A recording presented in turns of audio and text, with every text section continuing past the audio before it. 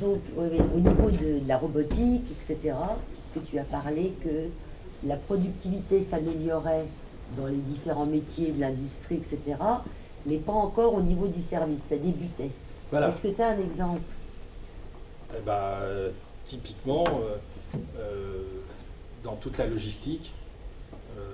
Tu parlais du coiffeur. Alors Comment... le coiffeur, ça, tu remplaceras pas le coiffeur, puis bon, les gens, ils aiment bien se faire papouiller le... Quoique, on peut mettre un robot qui vous papouille le crâne. Hein. Mais non, mais globalement, il y a toutes sortes de métiers dans la logistique. Vous avez des manutentionnaires et tout. Tout ça peut être complètement automatisé. Alors, je donne un exemple, et je reprends le calcul qu'a fait Cohen dans ce bouquin, je ne sais plus dans quelle page, et je vous fais la démonstration en supposant donc, que vous avez en gros le monde qui est coupé en deux. Donc il y a le monde des nouvelles technologies où la productivité finalement est infinie. Donc au bout du compte, on détruit tous les emplois. C'est remplacé uniquement par l'intelligence artificielle et des robots. Et toute l'autre partie, les 50% du reste de la population, la productivité est extrêmement faible. Et vous tombez sur les chiffres de Gordon Brown, vous tombez sur les gens qui ont plutôt mon point de vue.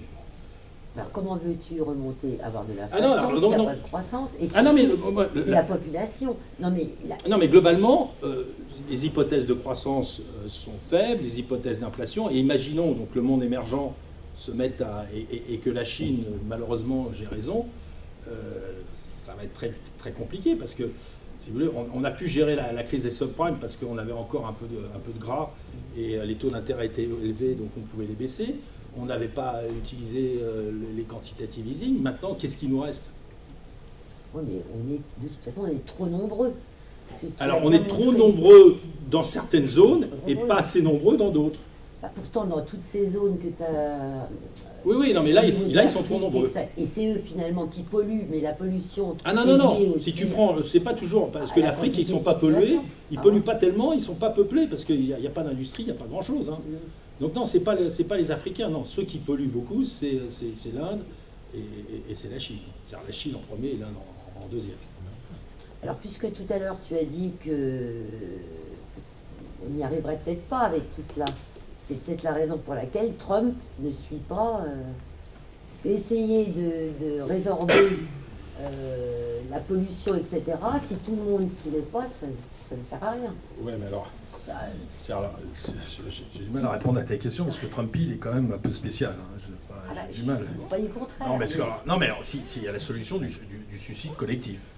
Et donc on résout le problème de surpopulation. On peut mettre un peu de cyanure pour la troisième génération. On les pousse un peu dans l'escalier. Ça aussi, c'est une solution. Mais le problème du réchauffement climatique... le problème, c'est que la pollution, elle se balade, c'est plein de voyageurs clandestins, et celui qui fera le dernier, dans ces négociations, aura le plus. Et celui qui se serre la ceinture tout seul, donc là aussi, il y a tout un chapitre là-dessus, il faut foutre une taxe carbone. Et une taxe carbone à l'importation. Il n'y a pas d'autre solution. Alors, pour les pays extrêmement pauvres, eh ben, il faut essayer de moduler, mais il faut que la taxe carbone soit la même, parce que sinon, on en retrouve aussi, vous allez avoir des fuites. Donc on peut réguler autrement, mais il faut que la taxe carbone, Jean Tirole, c'est moi qui pense comme Jean Tirole, plutôt que Jean Tirole, est exactement dans cette problématique. Il faut que ça fasse mal. Et pour le moment, ça fait pas mal. Si on demande, si on fait... Là, dans la COP 21, il n'y a aucune sanction. Les Chinois ne veulent même pas qu'on regarde dans leurs chiffres. Juste petit exemple sur la Chine. Juste avant la COP 21, la Chine a sorti un rapport, etc. Et il y avait un truc, alinéa, page 52 bis, en petit truc. Les mecs, ils s'étaient trompés, soi-disant, de l'équivalent d'émissions de CO2 du Japon. Et il y avait un petit alinéa en disant, on a fait une erreur de 30%. Donc, voilà. Alors maintenant, on va tomber un peu dans alors j'ai cité cette phrase qui sauve un homme, sauve le monde. Donc le monde, comment il a été construit, il ne s'est pas construit comme ça par hasard. La révolution néolibérale, elle a commencé à se construire intellectuellement dans les années 50-60. elle a été mise en application avec Reagan et Thatcher au début des années 80. Donc on peut essayer de faire autrement. Il se passe des choses par le bas, mais qui sont extraordinaires. La problématique, c'est qu'il faut s'approprier ces nouvelles technologies, c'est mettre des règles, repenser un peu la façon de vivre. Mais c'est pas évident.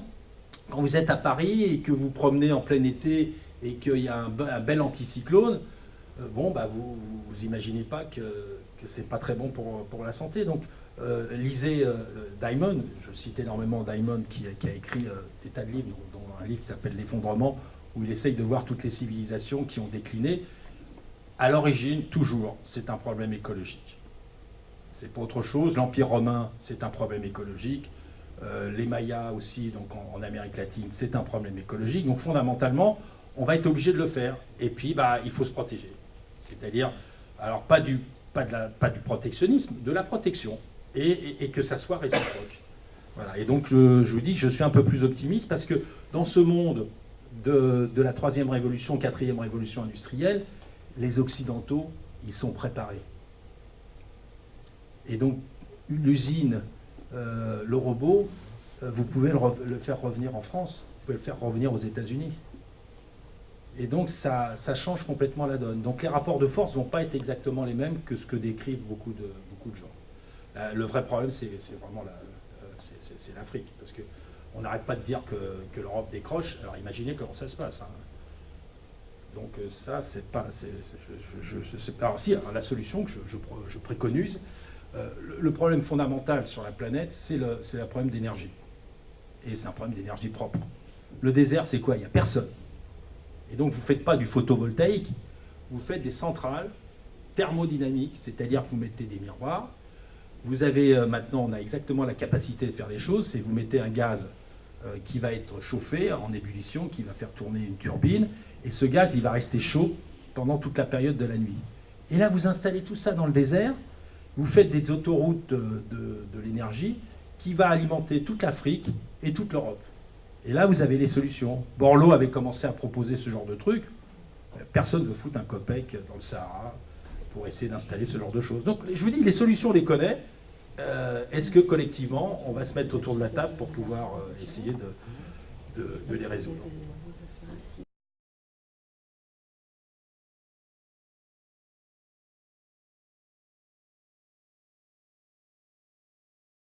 La réponse, c'est que vous avez eu une période au Pliocène de réchauffement climatique qui a été d'une intensité à peu près similaire, mais un petit peu moins que ce qu'on a connu, ce qu'on est en train de connaître aujourd'hui. La seule différence, c'est que là, ça a mis 100 000 ans, et nous, ça a mis, en gros, 50 ans. Donc déjà, et alors quand tu regardes l'évolution du CO2, donc déjà, tu as déjà une preuve par le temps. Mais imaginons que ça soit, puisqu'il y a des théories, des gens qui vous expliquent que c'est la trajectoire autour du Soleil qui a changé et qu'il y a des cycles qui sont en train de se faire. Imaginons que c'est ça. Le fait de s'orienter vers une économie qui n'est pas émettrice de CO2, parce qu'on prend l'exemple du CO2, mais c'est le CO2, c'est le NOx, c'est toutes ces particules qui sont émises, et ça va de pair, ça va dans le même sens. Et donc, imaginons qu'on se trompe et qu'on va vers une économie qui est une économie qui est verte, où on peut se promener dans la rue sans pouvoir se... Les conséquences, on le sait, sur l'autisme, sur toutes sortes de maladies. Vous verrez, tout ça est extrêmement documenté dans mon livre. En termes de balance commerciale, c'est quand même mieux d'avoir des systèmes de recyclage, le fait de mettre moins le truc. Donc, au bout du compte, même si cette théorie peut être remise en question, mais c'est super bien pour la Terre, c'est super bien pour tout le monde. Je suis d'accord. Si tu veux, quand tu... Mon discours, oui, non, mais ce que tu dis, c'est qu'il y a... c'est de dire de rester dans mais- la bonne mesure, Mais le problème, c'est dans qu'on- l'évolution. Oui, mais on des ne choses, fera rien. en fait. On ne fera rien. Je vais prendre l'exemple de la voiture électrique, qui est vraiment typiquement un oxymore. Pour que la voiture électrique soit équivalente à une voiture diesel, qu'on accuse de tous les maux et à raison, il faudrait que la voiture électrique, elle roule pendant 40 000 km. Et lorsqu'on produit une voiture électrique avec sa batterie, parce que ce qu'il faut faire, c'est le bilan carbone dans dans sa globalité. Ça pollue. Et la construction, l'élaboration de la batterie, ça pollue, c'est l'équivalent à peu près, juste de fabriquer la batterie, c'est 20 000 km de voitures diesel. Donc on est en train, et alors la voiture électrique, c'est quoi? C'est un vecteur. Et donc la question qu'on doit se poser, c'est l'énergie qu'on va mettre dans la voiture électrique, elle viendra d'où? En Allemagne, vous avez vu ce qui se passe, hein, je vous ai montré les graphiques. Les Allemands, ils ne vont pas respecter. Donc là, tout le monde le sait, quand même, les pluies acides, on en a de moins en moins, puisque en France, on a quasiment plus. Mais bon, moi, je me souviens, quand j'étais relativement jeune, j'avais fait un mémoire à l'agro, justement, sur le problème des pluies acides. Donc ça remonte, j'ai 58 ans, donc à l'agro, c'était en 79. Donc vous imaginez comment les choses ont évolué. Il n'y a plus de pluie acide. Et donc derrière tout ça, si tu veux, de se dire, ok, le réchauffement climatique, on se plante. Alors par contre, ce qui est sûr, c'est que même si le réchauffement climatique n'est pas dû à l'homme, lorsqu'on dépasse les 2 degrés, il y a des effets de boucle et des phénomènes d'accélération. Si on prend par exemple la fonte, et tu as raison, dans les rapports, il y a eu des conneries qui ont été faites, et bien entendu, on les a mis devant, et il y a toujours dans ces rapports des choses qui sont fausses. Mais si on prend le problème de la fonte des glaces, et notamment le Groenland, il y a un phénomène d'accélération qui est en train de se voir le jour. Pourquoi? Parce que vous avez l'eau qui s'infiltre. Sur la Terre, ça fait comme du savon. Et les phénomènes sont entre eux. Moi, je le vois, je me balade beaucoup dans le monde, et j'ai été beaucoup en Asie du Sud-Est. Je le vois à mon échelle personnelle. C'est-à-dire, au cours des 15 dernières années, comment les choses ont évolué. J'ai été faire aussi de la plongée, donc sur la grande... en Australie, sur la grande barrière de corail, vous avez 30% de la barrière qui est en train de blanchir, et ça fait 2 années de suite. Et je vous assure, c'est parce que l'eau est en train de se réchauffer, et on a étudié l'écologie de ce qui se passait sur les coraux. Donc fondamentalement, c'est peut-être pas l'homme, mais alors quand on voit les courbes, l'évolution du CO2, etc., c'est assez impressionnant. Et puis surtout, on s'aperçoit que c'est bien pire qu'à chaque fois que ce qu'on imagine. Et puis je vous dis, dans les sciences de la vie, vous avez des seuils de non-retour. Donc c'est quoi les solutions? C'est par exemple, on sait que New York va probablement être sous l'eau quand il y aura des typhons. C'est essayer de construire des protections pour pas que New York soit sous l'eau. Mais plutôt que d'attendre que le truc, ça soit trop tard. Donc ça va être compliqué, et vous allez avoir des migrations, parce qu'on parle de l'immigration aujourd'hui des pays pauvres vers l'Europe, mais l'immigration intra-africaine, elle est 3 fois supérieure. L'Afrique du Sud, vous avez une arrivée massive de gens qui viennent en Afrique du Sud, et l'Afrique du Sud va très mal. Il y a vraiment des problèmes de sécheresse, mais monstrueux, donc il y a des pannes d'électricité. Vous voyez, et donc vous commencez à avoir des violences. Alors c'est déjà violent l'Afrique du Sud, mais alors entre ceux qui sont les Africains du Sud et puis les autres pays qui arrivent, et c'est abominable. Et on voit la même chose quand vous voyez la forêt amazonienne aujourd'hui. Donc on a étudié ça, vous verrez, il y a un chapitre sur la forêt. Véritablement, en tout cas, pour le moment, c'est en train de se dégrader. Et ça se dégrade à toute vitesse.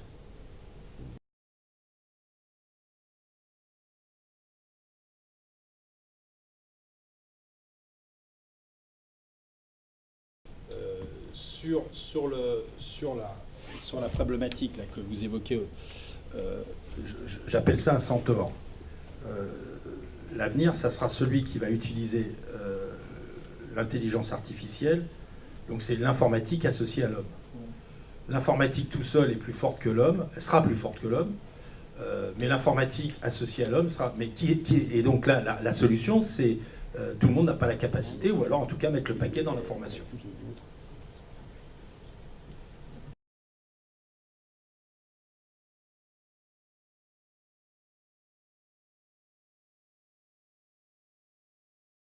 La dernière bulle, c'est la bulle des années 2000 sur les valeurs technologiques. D'accord ? Ça touchait un secteur. C'était pas l'ensemble de tous les secteurs d'activité qui étaient concernés. Et donc l'avantage d'une bulle, des fois ça a quand même quelque chose de bon, c'est qu'il y a l'argent coule à flot et vous avez l'émergence d'un secteur. Donc c'était le cas, elle a explosé, elle a quand même eu des conséquences sur l'économie. Donc ça a ralenti l'économie mondiale. Vous regardez même l'économie chinoise a ralenti. Donc tout le monde a été touché par cette bulle. mais elle ne touchait qu'un secteur. Cette fois-ci, vous avez une déformation de l'allocation d'actifs. Ça veut dire quoi? C'est quand vous avez des taux d'intérêt qui sont à zéro, c'est quoi votre réflexe, vous, en tant qu'investisseur? C'est d'aller chercher de la rentabilité supérieure. Donc ça vous pousse à prendre de plus en plus de risques. D'accord? Et donc ça touche tous les actifs. Les actions, les taux d'intérêt publics, les taux d'intérêt privés, l'immobilier. L'immobilier, je fais un calcul économique entre le fait d'emprunter à 10% et le fait d'emprunter à 1%. Mais ça vous multiplie la valeur de façon colossale.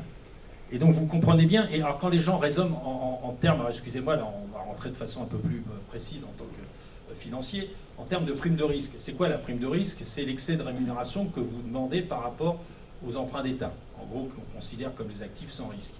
Quand les taux sont à zéro, et que vous allez à un appartement que vous allez louer et qui va vous rapporter du 3,5, la prime de risque c'est 3,5. Mais la prime de risque, les gens vous disent, elle est historiquement plutôt assez élevée, mais elle est élevée pourquoi? Parce que les taux d'intérêt sont artificiellement bas. Mais si les taux d'intérêt étaient à 3, à 3,5, vous comprenez bien que tout ça s'effondrerait. Et donc la difficulté aujourd'hui, c'est que l'argent ne va pas dans l'économie, ou elle commence un petit peu à le faire dans les pays occidentaux. Donc je vous ai dit, c'est l'effet ketchup. C'est à force d'avoir injecté et puis d'avoir restructuré et tout. Donc on a un petit redémarrage. Mais globalement, ça ne change pas la donne. C'est-à-dire, ce que je vous ai bien montré, c'est que normalement, derrière la valorisation d'un bien, il y a une croissance, il y a une productivité et tout. Qu'est-ce qu'on constate? Tout le monde est endetté, que la croissance est en train de décliner, même si à court terme, c'est plutôt en train d'accélérer. Donc c'est une projection sur ce qui va se passer dans 10 ans. Hein. C'est pas la petite semaine. À très court terme, le paradoxe, c'est qu'on a plein de bonnes nouvelles en Europe, de façon, pour la première fois, hein, depuis des années, et de façon convergente, c'est-à-dire que ça va mieux dans tous les pays, même les pauvres Grecs sont sortis de la récession, donc il n'y a plus des zones. Bon, il y a les roast beef avec leur truc, le Brexit, mais globalement ça va beaucoup mieux. Les États-Unis, le paradoxe aussi, c'est que l'effet Trumpy, avec sa relance, qui est une relance fiscale, fait que, on le voit très bien dans les indicateurs avancés, vous êtes peut-être plutôt une accélération. Et donc, si ça va trop bien, comment les banques centrales vont justifier d'avoir des taux toujours à 0%? Et donc le paradoxe, c'est plus ça va bien, pire ça va être. Et donc le meilleur des scénarios, ça serait une petite reprise cool, pas une accélération brutale, parce qu'au bout du compte, on va finir comme par avoir, parce qu'ils ont 4,2% de chômeurs aux États-Unis. Si le plan fiscal est voté, vous allez avoir une accélération. Et là, qu'est-ce qui va se passer? La Banque centrale, elle va continuer à mettre ses taux d'intérêt à ce niveau-là. Donc c'est très très très très compliqué. Voilà. Et donc j'en profite pour faire la publicité sur notre fonds Pythagore, puisque nous on a lancé un fonds qui est toujours couvert, qui s'appelle Bractead Momentum Comfort. Donc il faut toujours sortir couvert, c'est toujours bon.